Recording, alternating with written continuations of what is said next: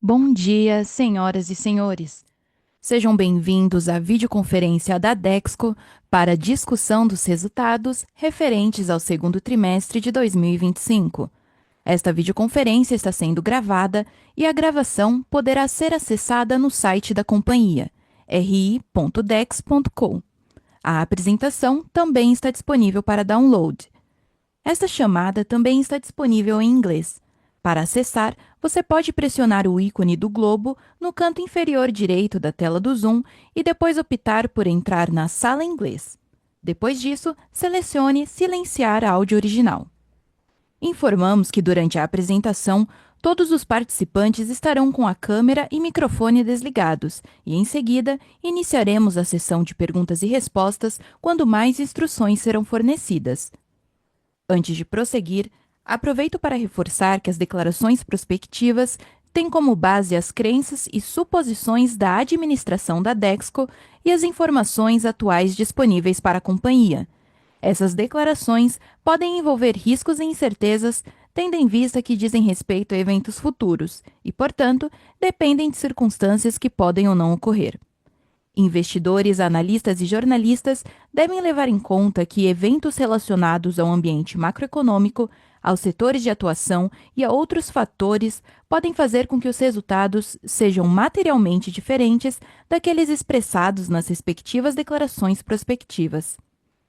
Estão presentes nessa videoconferência a diretoria executiva da Dexco e o time de relações com investidores.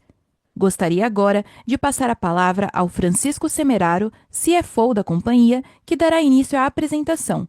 Por favor, Francisco, pode prosseguir. Gostaria de desejar um bom dia a todos e agradecer por estarem conosco em mais uma divulgação de resultados da Dexco. Começamos a apresentação pelo slide 3 com os principais destaques do trimestre. Os resultados do segundo trimestre reforçam a consistência das nossas operações, com o EBITDA ajustado e recorrente pro forma de 702 milhões no segundo TRI de 25, considerando os 49% da LD Celulose, e 1 bilhão 313 milhões no acumulado do semestre. Excluindo os resultados da LD, o EBITDA da Dexco somou 443 milhões no segundo TRI de 25, com margem de 20,9%. O desempenho foi sustentado principalmente pela forte performance da divisão madeira, incluindo a realização de negócios florestais nesse TRI, que impulsionaram os resultados. Já a LD Celulose operou em plena capacidade, entregando mais um trimestre com elevada produtividade e margens robustas. Também tivemos evolução positiva em acabamentos, mesmo diante de um cenário desafiador. No segmento de metais e louças, temos entregado um mix mais nobre de produtos que impactaram positivamente a receita da companhia, reflexo inclusive da saída do segmento de chuveiros elétricos anunciado no ano passado. Em revestimentos, ainda encaramos um cenário desafiador, mas conseguimos entregar resultados positivos no período. Adicionalmente, gostaríamos de trazer um pouco mais de luz sobre a variação da margem bruta versus o segundo trimestre do ano passado e que acabam por impactar também o lucro líquido. Em 2024, tivemos um montante importante na linha de variação do valor justo do ativo biológico, reflexo da marcação a mercado do preço de nossas florestas. Como vocês têm acompanhado, a demanda por madeira tem se mantido bastante aquecida nos últimos anos, e isto elevou os preços da madeira aos altos patamares em que se encontram hoje. Adicionalmente, toda vez que o preço da floresta é corrigido para cima, isso acaba causando um aumento nas linhas de depreciação, amortização e exaustão dos períodos seguintes, sem efeito caixa. Em relação aos demais efeitos, apresentamos uma evolução dos resultados deste trimestre com ganhos operacionais da ordem de 4 pontos percentuais, com ganhos de preço e mix de produtos andando à frente do aumento de custos, o que reforça a nossa capacidade de preservar rentabilidade em um cenário desafiador. Agora no slide 5 trataremos do fluxo de caixa. O semestre foi marcado por maior necessidade de capital de giro em função do aumento dos níveis de estoque que vimos, especialmente no primeiro trimestre, e que acabam por impactar o acumulado do ano. Além disto, este movimento está atrelado às melhorias de nível de serviço, principalmente nas linhas de produtos de metais e louças, e reorganização da produção e revestimentos. Com esses movimentos, o capital de giro sobre receita líquida encerrou o período em 16%. Alinhado com o primeiro TRI de 25 e levemente superior aos 15% do segundo TRI de 24, o que entendemos ser adequado para o período. Além disso, também vimos um aumento na linha de fluxo financeiro em decorrência do aumento da taxa de juros na comparação com o mesmo período do ano passado. Em relação aos investimentos, tivemos uma redução de cerca de 42% na linha de projetos em relação ao ano passado, considerando principalmente a aproximação do fim do ciclo de investimentos iniciado em 2021. Com relação ao CAPEX Sustaining, que diz respeito ao montante destinado essencialmente à manutenção de nossas operações industriais e florestais, encerramos o primeiro semestre do ano com 367 milhões de reais, dos quais 250 milhões foram neste trimestre, o que é 14% a menos do que o mesmo período do ano passado, seguindo as premissas que temos destacado de diligência e atenção no uso de recursos. Indo para o slide de endividamento, o nosso nível de alavancagem recuou ligeiramente para 3,39 vezes dívida líquida sobre EBITDA, refletindo maior resultado operacional neste trimestre, apesar do consumo de caixa. Seguimos atentos ao cenário macroeconômico, que segue desafiador, e os impactos em nosso custo da dívida, que hoje está em 107,1% do CDI. A estrutura da dívida segue concentrada em compromissos de longo prazo, com perfil de vencimentos distribuído de forma equilibrada ao longo dos anos. O prazo médio da dívida está em 4,3 anos, refletindo o nosso foco em gestão eficiente de passivos e na manutenção da saúde financeira da companhia. Entrando nas discussões sobre as divisões de negócio, passamos agora para o slide 8. Avaliando o desempenho setorial conforme dados da IBÁ, vimos mais um trimestre com avanço de demanda de painéis de MDP e MDF no mercado interno, o que consolida uma visão de mercado aquecido. Já o mercado externo recuou em comparação ao ano passado, considerando principalmente a volatilidade cambial e instabilidade macroeconômica geral. Apresentamos os resultados agora da nossa divisão madeira no slide 9. A divisão entregou mais um trimestre bastante sólido, com volumes sustentados pela forte demanda de MDP, especialmente por parte da indústria moveleira. Do lado da rentabilidade, os repasses de preço realizados contribuíram para melhorar a margem do negócio de painéis. Além disso, nesse trimestre, realizamos negócios florestais que impulsionaram tanto a receita líquida quanto a EBITDA. É importante destacar que esse movimento não ocorreu no mesmo período do ano passado, o que amplia a diferença positiva na comparação anual. Por outro lado, concentramos neste primeiro semestre, as paradas de manutenção da divisão, o que pressionou os custos e acabou compensando parte do crescimento operacional do período. Vale retomar o ponto que mencionamos no início da apresentação sobre variação do valor justo do ativo biológico, e este efeito impactou a margem bruta consolidada, mas ainda é mais relevante aqui nos resultados da divisão madeira. Quando comparamos com o primeiro TRI de 25, registramos inclusive um aumento da margem bruta no trimestre. Com isso, o EBITDA ajustado e recorrente da divisão somou 428 milhões de reais no trimestre, com margem de 29,9%, um crescimento de 34% na comparação anual. No acumulado do semestre, o EBITDA alcançou 778 milhões de reais, com margem de 28,6%. Agora, com relação aos resultados da LD Celulose. A operação manteve um ritmo forte no segundo TRI de 25, com ganhos de eficiência e avanço nos principais indicadores operacionais.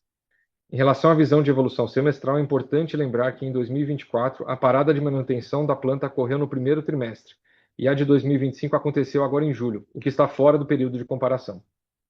A receita da LD cresceu 30% na comparação com o segundo TRI de 24, e o EBITDA do trimestre totalizou 529 milhões de reais, com margem robusta de 60,5%.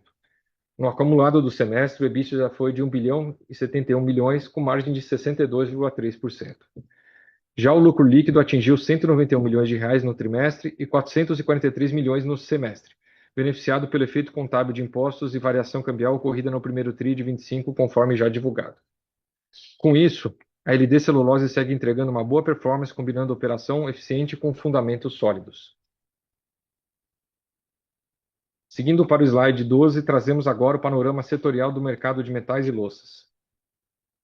Nesse trimestre, passamos a utilizar os dados das FAMAS, Associação Brasileira dos Fabricantes de Metais para Saneamento, em conjunto com estimativas internas, entendendo que possuem uma correlação mais próxima com os produtos das marcas Deca e Hydra, as quais operamos. Os dados deste trimestre indicam que o mercado de metais ainda passa por um processo de acomodação a novos patamares após reorganizações ocorridas no setor em 2024. Esse movimento explica a retração na comparação anual, embora já se observe uma recuperação em relação ao trimestre anterior. No segmento de louças, o cenário é mais positivo, com crescimento tanto na comparação anual quanto na trimestral.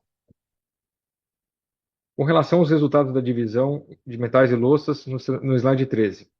Primeiro é importante lembrar que no segundo trimestre do ano passado ainda incluíamos nos resultados o negócio de chuveiros elétricos, que já não fazem mais parte do nosso portfólio. Por isso, destacamos esses efeitos e faremos as comparações excluindo o negócio de chuveiros elétricos ainda existentes no ano anterior. Em relação aos negócios de metais e louças, mantivemos a liderança em segmentos de maior valor agregado, especialmente metais, o que contribuiu positivamente para a receita líquida do período. Em termos de volume, registramos estabilidade frente ao segundo TRI de 24, um crescimento de 14% em relação ao primeiro trimestre desse ano. O EBITDA ajustado recorrente somou R$ 9 milhões no trimestre, refletindo as pressões de custo, com destaque para insumos como cobre, que é dolarizado, além de ajustes operacionais no segmento de louças. Ainda assim, seguimos uma trajetória de recuperação operacional. Vale destacar também que, no início de julho, anunciamos o encerramento da nossa unidade de louças na Paraíba, como parte do nosso plano contínuo de aumento de eficiência e rentabilização dos ativos. Essa planta era dedicada à produção dos itens com perfil mais competitivo. Com o encerramento da planta, os itens mais relevantes do portfólio foram transferidos para a unidade de Cabo de Santo Agostinho, assegurando uma transição eficiente, preservando nossa competitividade no segmento e mantendo o abastecimento aos nossos clientes. Com isso, reforçamos que a divisão segue em um caminho consistente de melhorias, com foco em maior eficiência operacional, melhores níveis de serviço e maior rentabilidade. Agora, passando para o slide 14, apresentamos o ambiente do setor de revestimentos cerâmicos. O ambiente competitivo segue desafiador. Ao longo dos últimos anos, temos acompanhado uma demanda baixa em recuperação lenta na indústria. E, em contrapartida, vimos aumentos de capacidade que mantêm os níveis de ociosidade na casa dos 30% continuamente. Este movimento impacta os níveis de estoque e pressiona os preços praticados no setor. Na nossa divisão de revestimentos da Dexco, agora no slide 15, temos sentido os reflexos de um setor ainda pressionado, com volumes andando de lado com relação aos resultados de 2024. Seguimos na nossa agenda estratégica buscando a maior rentabilidade e gestão do portfólio dos nossos produtos. Para isso, conforme anunciamos também no começo de julho, suspendemos temporariamente linhas em nossas fábricas do sul do país.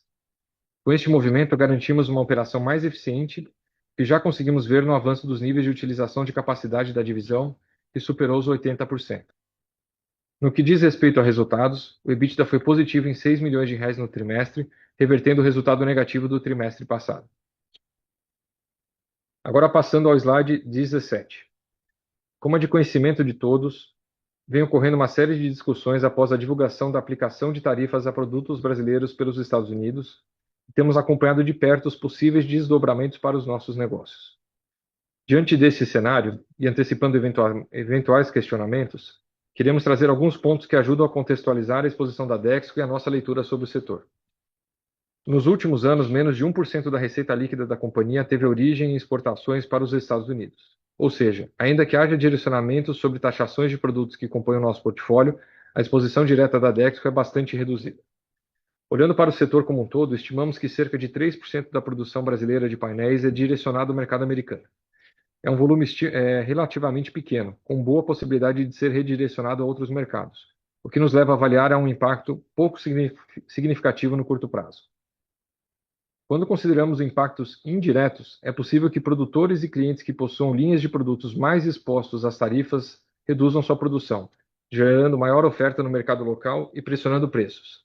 Também pode haver uma queda na demanda de clientes que compram madeira e painéis para fabricar móveis destinados à exportação aos Estados Unidos. Ainda que esses efeitos possam ser relevantes para certos produtores de produtos de madeira ou certos clientes, no âmbito setorial como um todo, esses efeitos seriam bastante limitados e, por consequência, para a Dexco também. De toda forma, seguimos atentos às movimentações, analisando cenários e monitorando os riscos, mas neste momento não vemos esse tema como um fator crítico para a companhia. Chegamos ao último slide da nossa apresentação com as perspectivas para o segundo semestre. Começando pela divisão madeira, a expectativa é de continuidade na demanda aquecida por painéis e esperamos seguir capturando os efeitos de aumento de preços anunciados. Esse cenário deve seguir sustentando a boa performance da divisão.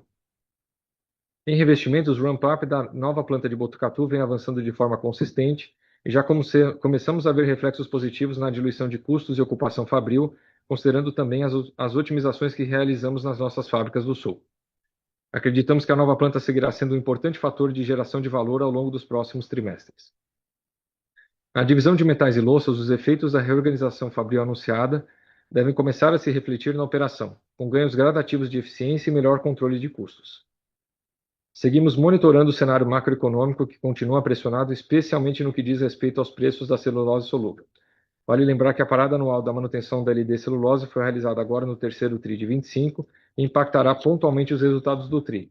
Porém, a trajetória de resultados do ano de 25 segue bastante positiva. Por fim, reforçamos que a Dexco segue focada na execução dos seus projetos estruturantes, na gestão disciplinada do caixa e na manutenção de uma estrutura de capital saudável. A sustentabilidade financeira segue sendo uma prioridade e estamos preparados para seguir entregando consistência mesmo em cenários desafiadores. Com isso, encerro a apresentação e abriremos na sequência para perguntas.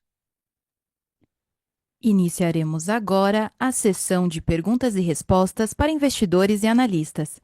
Caso deseje fazer alguma pergunta, por favor, clique em levantar a mão. Se a sua pergunta for respondida, você pode sair da fila clicando sobre abaixar a mão. A nossa primeira pergunta vem do Sr. Ricardo Monegaglia, do Safra. Por favor, pode prosseguir. Bom dia a todos. Vocês estão me escutando? Acho que sim, né? Escutamos. Primeiro, boa. Obrigado, pessoal. Parabéns pelos resultados. Acho que foi um resultado bom, acima do consenso.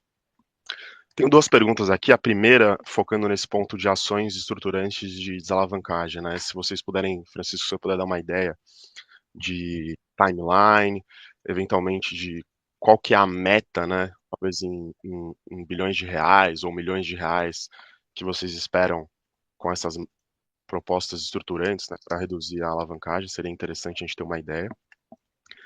E aí a minha segunda pergunta aqui, um pouco ainda no Outlook, né, a gente viu alguns gastos com consultoria esse trimestre, né, então eu queria entender um pouco o que esses gastos com consultoria focaram, né, qual que é o benefício que vocês esperam vindo desses gastos com consultoria nos próximos trimestres? Seria uma consultoria um pouco mais focada em produto, estratégia comercial, parte de custo ou otimização de ativos? Obrigado.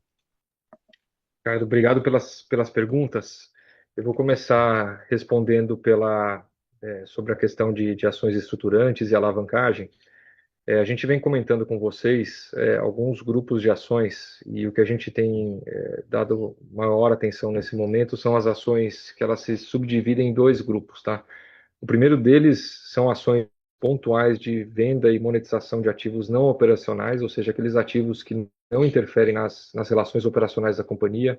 Então, desde aquisições do passado, em que a gente manteve alguns imóveis que hoje em dia já não são operacionais para a gente, pontualmente uma outra posição de balanço que a gente poderia transformar em caixa, mas coisas que não mexem efetivamente na operação.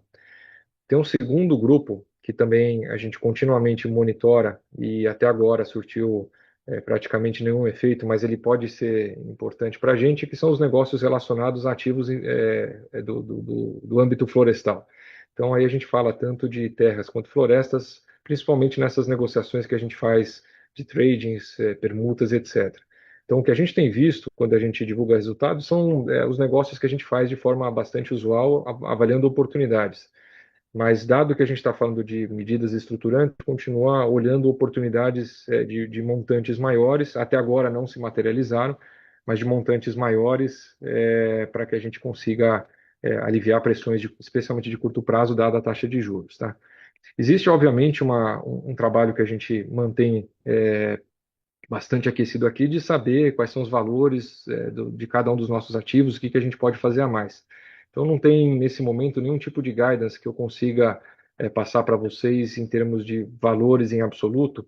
O que a gente pode dizer é que a nossa tendência, a nossa expectativa de longo prazo para a companhia, dado que a taxa de juros é bastante alta, é que a gente deveria trabalhar com endividamento cerca de uma vez abaixo do que a gente tem registrado nesses períodos por longo prazo, tá? Mas isso a gente acredita que é uma combinação desses fatores estruturantes, como a gente vem comentando, e também a evolução positiva dos resultados da companhia, tá? Obviamente, se tiver qualquer tipo de negócio relevante, coisa que mereça ser destacado, a gente vai fazer toda a comunicação disclosure para o mercado, como a gente fez em todos os últimos movimentos históricos da companhia, tá? Então a gente preserva a transparência. Então, dado todo esse contexto, eu só queria pontuar esses assuntos aí que são relevantes para a gente nesse momento, tá? Com relação à consultoria, eu vou só me antecipar aqui, depois passar a palavra para o Raul e comentar na sequência. A gente tem, obviamente, uma série de transformações acontecendo na companhia e não é de hoje.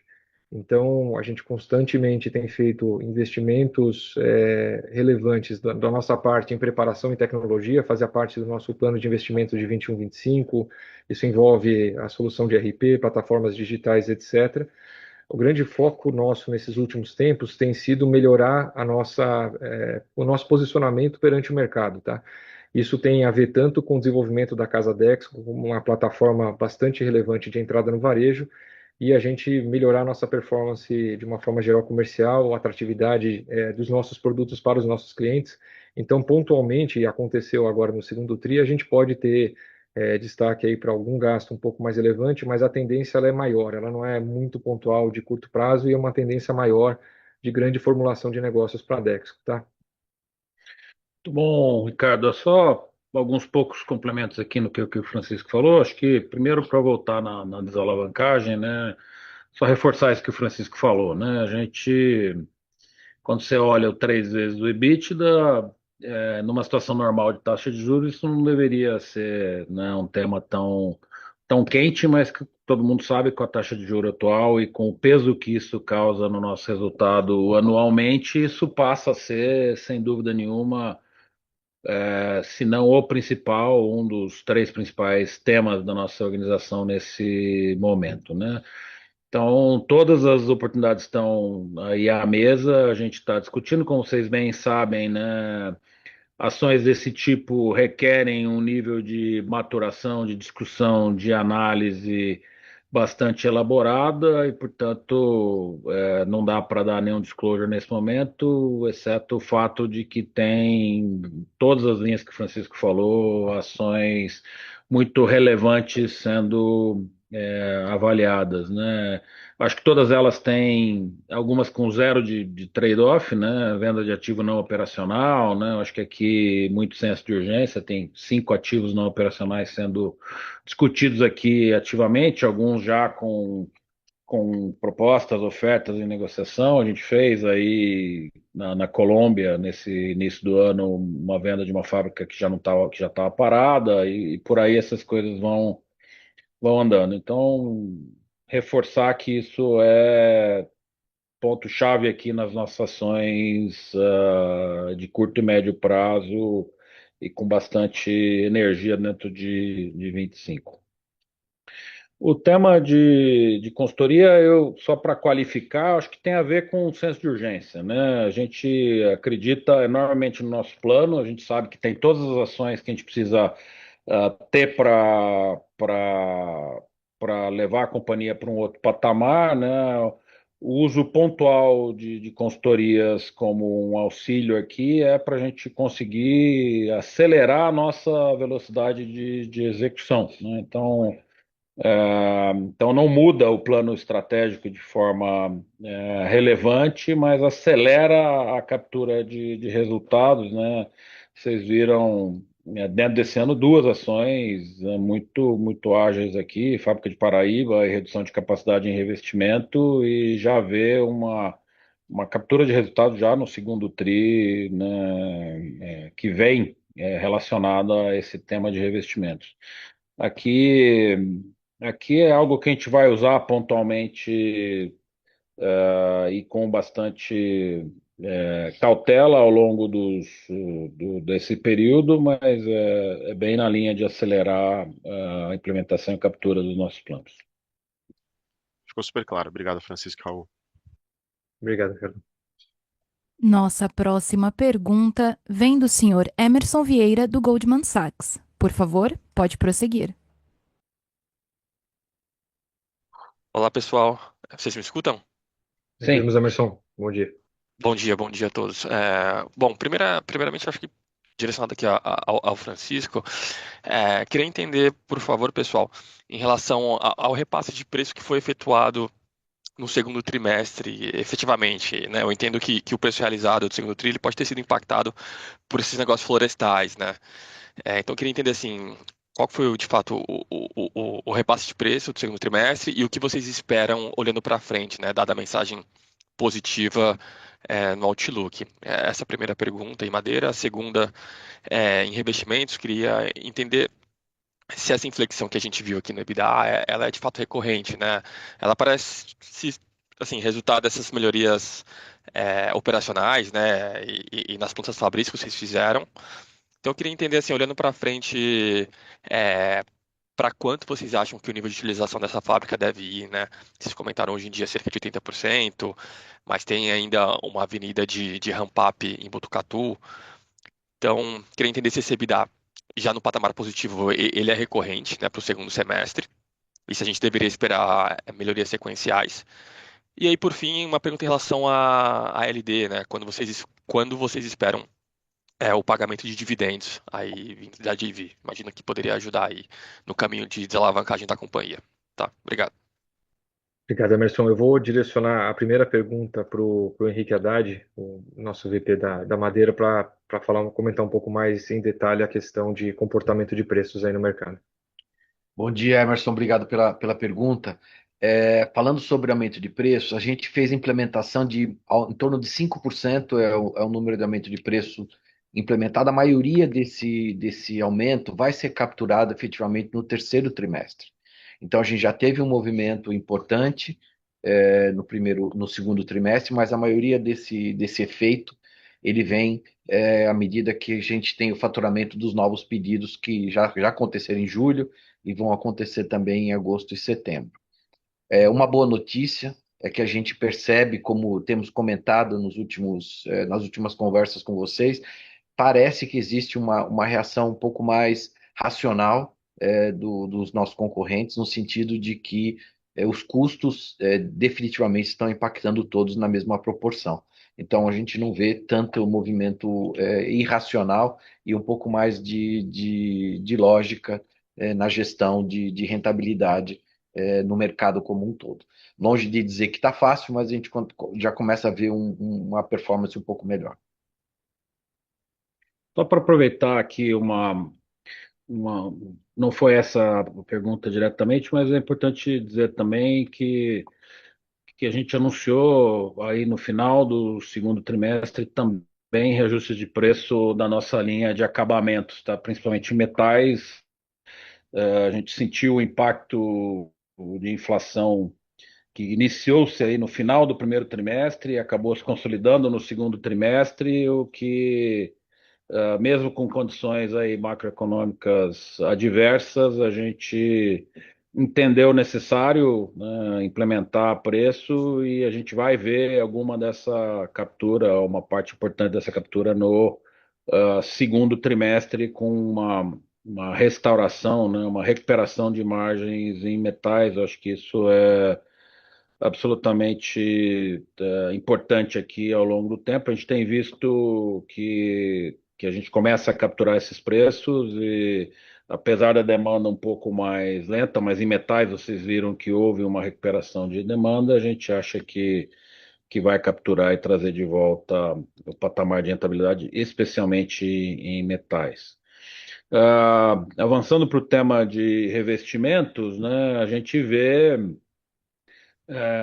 ainda mercado bastante instável, né? Eu acho que o segmento de revestimentos para Dexco, do ponto de vista de exportação para os Estados Unidos, é irrelevante, né? Inexistente até, mas não, isso não é uma verdade absoluta para todos os nossos concorrentes, né? A gente vê aí ah, algo como 300, 400 mil metros quadrados que são exportados para os Estados Unidos todos os meses aí, né? Esse produto, ah, aquele que não é tamanho específico dos Estados Unidos, é um volume menor, né? Produto de grande formato, mas isso pode voltar para o mercado brasileiro. Então, é possível a gente ver ainda, né, no terceiro tri alguma pressão de demanda de preço em revestimento cerâmico. Do nosso lado, né, As ações estruturantes são sim recorrentes do ponto de vista da captura de custo, de eficiência, de ocupação fabril. A gente anda e de capital de giro, né? A gente anda muito, muito próximo da demanda agora com a nossa produção em linha e com captura de custo também, o que é uma ótima notícia, né? A gente está com menos produção nas fábricas, mas com eficiência de custo, o que é algo bastante relevante aqui, né? Do ponto de vista de resultado, seguramente tem aí esse impacto do mercado a se observar, né? O terceiro trimestre e o quarto trimestre são trimestres sazonalmente mais fortes, né? Então, se não houver nenhum susto de mercado que não dá para prever nesse momento, a gente imagina assim um cenário construtivo aí para revestimentos no terceiro tri. Complementando a última pergunta, Emerson, sobre LD. Então, a LD, como a gente tem comentado, ela tem uma estrutura de financiamento que prevê um compromisso, um nível de compromisso com nível de alavancagem para destravar dividendos. A expectativa é de uma distribuição ainda pequena em 2026, pela estrutura que ela tem, mas dado que ela está avançando bastante rápido na produtividade e captura disso em margens, é possível que ela avance mais rápido do que a gente tinha inicialmente planejado com relação à trajetória de desalavancagem e consiga distribuir mais dividendos. Mas isso ainda é um cenário um pouco incerto, dado que a gente está percebendo que ainda tem uma certa instabilidade de preços da commodity, da celulose solúvel global. Um patamar bastante reduzido em relação aos equivalentes de celulose comum, mas isso pode ser o único efeito contra. Mas, de qualquer forma, assim, de curto prazo, dividendos previstos só para 2026, num patamar bastante pequeno, quase irrelevante para a Dexco, mas à medida que ela avançar nessa desalavancagem mais rápido do que previsto, aí esses itens podem se tornar mais relevantes para a gente. Nesse caso específico, né, quando a gente falar de itens mais relevantes, esse tipo de captura vai ser mais fácil da gente conversar, capturar do nosso lado aqui e passar para vocês também esse feeling, tá? Então, de curto prazo, aquilo que tem de possibilidade é muito pequeno em 2026, confirmando coisas relativas à performance dela e ela avançando mais rápido do que o previsto, como inicialmente tem sido a trajetória. Para desalavancagem, ela pode destravar mais valor e aí a gente volta a falar desse assunto para dar mais visibilidade a vocês. Mas eu quero destacar aqui os fundamentos do negócio da LD Celulose. Eu acho que é super relevante. Eu acho que a notícia de 26 e 27 ela é positiva, né? Isso foi viabilizado em função da renegociação aí do financiamento da companhia, né? Mas por outro lado, a gente olha que todos os fundamentos operacionais e os fundamentos de mercado também são super sólidos, né?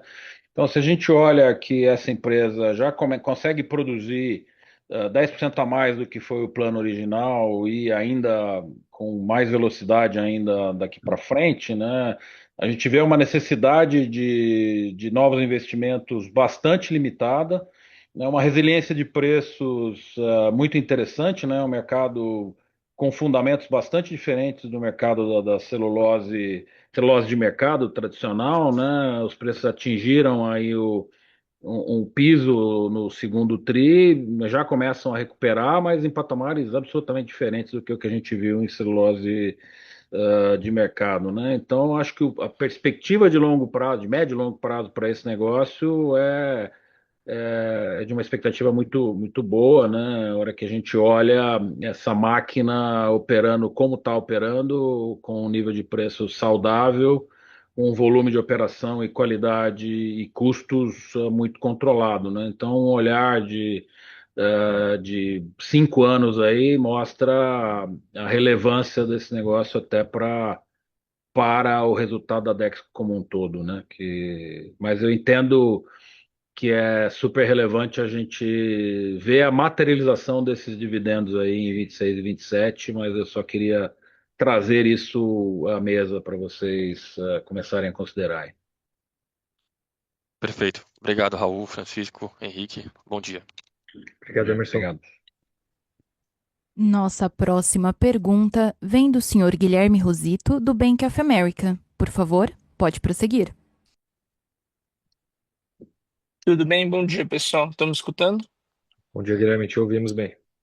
Tá ótimo.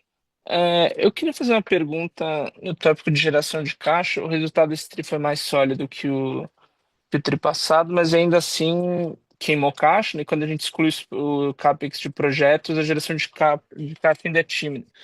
Eu queria saber, quando vocês olham para a Dexco hoje, quais são as alavancas para inverter a trajetória de geração de caixa, além da conclusão do pacote de investimentos até 2025? E quanto vocês pensam que deve ser um CAPEX estrutural da Dex, escolhendo, uma vez que não tem mais projetos, é 2026 em diante, que seja só o sustain, qual que deve ser o nível para a gente pensar aqui?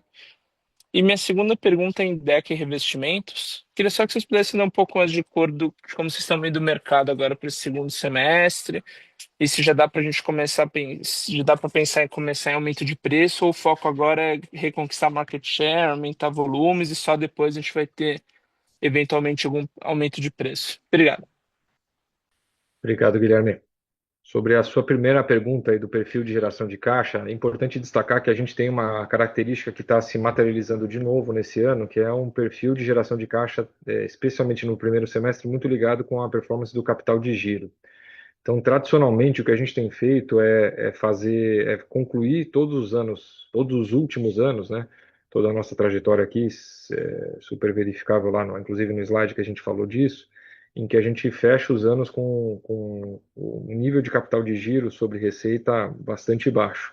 E se vocês recordarem, o fechamento de 2024 não foi diferente. A gente fechou bastante bem, em todas as divisões, inclusive a gente fez as preparações de capital de giro ao longo do ano para, inclusive, conseguir fazer o período de férias coletivas e ramp down do mercado, que é bem importante aqui para o nosso segmento, de forma que a gente mantivesse o nível de vendas, conseguisse fazer as paradas sem comprometer custo, e isso acaba gerando uma certa entrada de caixa bastante relevante no final do ano. E, em contrapartida, quando a gente retoma a produção no começo do ano, é normal a gente ter o efeito contrário, que é voltar a construir capital de giro para dar vazão ao o ano que está se iniciando, né? Então, esse ritmo aí, você acho que pescou bem na tua própria pergunta, ele é bastante acentuado no primeiro tri, o segundo tri ele já traz um patamar de estabilidade, e aí os eventuais ajustes que são necessários a gente acaba conduzindo dentro do ano. Então, a gente viu que estava indo bastante bem a nossa estratégia de nível de serviço de metais e louças. Em louças específico, teve a questão de parada de fábrica, mas tudo isso a gente já tem capturado aí esses benefícios que, num primeiro momento, significam um aumento pontual de estoques. Para revestimentos cerâmicos, os eventuais ajustes que são necessários, a gente fez numa escala bastante limitada por parada de linha dentro de fábrica, então um ajuste pontual e que ele se reflete em um perfil de capital de giro que tende a se reduzir dentro do ano. Queria adicionar um ponto específico que ele não é muito relevante para a gente, mas ele existe quando a gente fala dessas variações de capital de giro, que houve uma instabilidade, e a gente tem isso dentro do nosso pacote, houve uma instabilidade por conta do perfil de risco sacado e as divulgações aí das regras de IOF pontualmente no fechamento do segundo TRI. Então, tipicamente, a gente tem rodado o nosso capital de giro com cerca de 200, 300 milhões de reais de risco sacado, em prazos absolutamente compatíveis com o que a gente pratica também fora do risco sacado, mas no segundo TRI esse patamar ficou um pouco abaixo. Então a gente teve pressão por alguns fornecedores por conta dessa instabilidade toda, de não poder contar no fechamento do TRI com a ferramenta, dado que existia uma incerteza muito grande. Então, esse item também contribui. A gente está falando de variações sensíveis quando a gente fala aqui de temperatura de negócios e fala de algumas dezenas de milhões de reais. Não são valores gigantescos, mas eles são importantes para a gente que está administrando isso aqui no dia a dia. Então, o perfil do capital de giro é um importante fator de geração de caixa dentro do ano e, eventualmente, os ajustes de produção para correção de estoque e tal, eles são tomados nessas medidas bem granulares para a gente garantir que até o final do ano a gente volta para o capital de giro nos patamares que a gente vem registrando nos últimos anos. Em relação ao CAPEX, que foi tua pergunta sobre sustaining, a gente tem sinalizado a vocês que o nosso sustaining, dado o período que a gente está vivendo de bastante resultado positivo na divisão madeira e um ciclo produtivo, né, de você fazer as vendas e depois fazer os plantios, etc., que é boa parte do nosso capital de sustentação, de CAPEX Sustaining, a gente tem falado da ordem de 800, 850 milhões de reais de CAPEX Sustaining. Então, quando a gente exclui o efeito de projetos, normaliza capital de giro e traz o sustaining para os patamares recorrentes que a gente vê para esse curto prazo, existe um perfil aí de geração de caixa. E a gente não pode esquecer que a gente conta bastante com o retorno desses projetos que a gente investiu nesses últimos tempos, que agora estão em fase de maturação e início de coleta de rentabilidade para o negócio. Então, uma combinação de fatores, fiz questão de passar por cada um deles e espero que tenha esclarecido aí o ponto do perfil de geração de caixa, balanceando curto prazo e médio prazo. Acho que mais dois elementos para contribuir aqui. O primeiro deles é que o capital de giro, principalmente na divisão acabamentos, foi uma ferramenta bastante importante nessa reconstrução, né, ou recomposição do negócio, né? Então a gente passou por nível de serviço, né, melhorar o nível de entrega, a gente passou por revisão de portfólio, né, e tudo isso trouxe na sua esteira um aumento de capital de giro ou um capital de giro subótimo que a gente, de forma pensada ou de forma, né, desenhada, considerou nos nossos processos. Como o Francisco falou, na medida que a gente começa a ter um nível de entrega, nível de estoque de produto acabado saudável, vai efetivamente entrar numa rodada super relevante aqui de redução de capital de giro nos negócios de revestimento e de metais, principalmente, né? Em louças, isso também se ajusta dentro do ano, mas principalmente em função aí das paradas de linha, né, e troca de produção de uma fábrica para outra. Aí, efetivamente, em geração de caixa, tem o efeito do top line, né? Eu acho que esse é o elemento principal, né? Eu acho que a gente vem atuando forte aqui em controlar aquilo que a gente controla do ponto de vista de custos, né? Mas, sem dúvida, a melhora de mix em metais, melhora de mix em louças, e a entrada de Botucatu com produtos premium em novas categorias, com esse ramp-up efetivamente concluído até o final do ano, traz para a gente uma perspectiva também de geração de caixa via top line, que no final das contas é o que a gente precisa olhar daqui para frente também, né?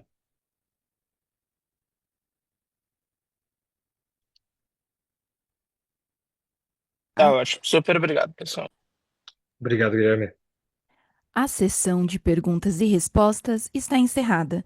Gostaríamos de passar a palavra ao Sr. Raul Guaranha, CEO da Dexco, para que faça as considerações finais da companhia.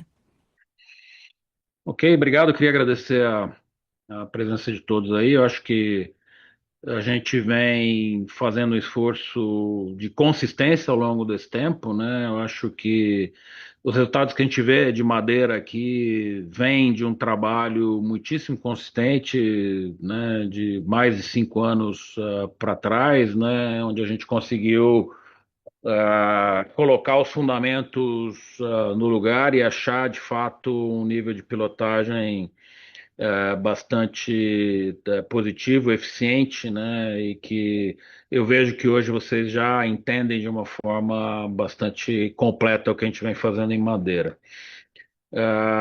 Isso também é verdade para a divisão de acabamentos. Acho que com tantos moving parts que a gente encarou aqui nos últimos tempos, fica difícil de estabelecer uma trajetória, né, para quem olha de fora, mas a consistência aqui é algo absolutamente relevante, né? Quando a gente se aproxima de encerrar esse nosso ciclo de ajustes estruturantes, né? Quando a gente começa a ter uma fábrica nova de Botucatu, né, chegando onde a gente precisa chegar, quando a gente olha o nosso nível de serviço de metais em outro patamar, né, a gente se considera pronto, né, e resiliente com musculatura adequada para navegar aí no mercado que vier pela frente, né? Então, acho que o foco da administração aqui é dessa responsabilidade em alocação de capital também, né? De controlar o nosso nível de endividamento Vocês vão ouvir um pouco mais disso a partir daqui para frente e reforçar essa nossa visão de longo prazo, né? Que a gente precisa sim manter o olho na bola aqui nesse momento, mas sem sacrificar essa consistência e essa visão de longo prazo, que é uma característica muito forte aqui da Dexco e do grupo do qual a gente faz parte. Então vamos seguir à disposição aqui para conversar com vocês sempre que vocês quiserem. Bom dia, então, obrigado. A videoconferência da Dexco está encerrada. Agradecemos a participação de todos e tenham um bom dia.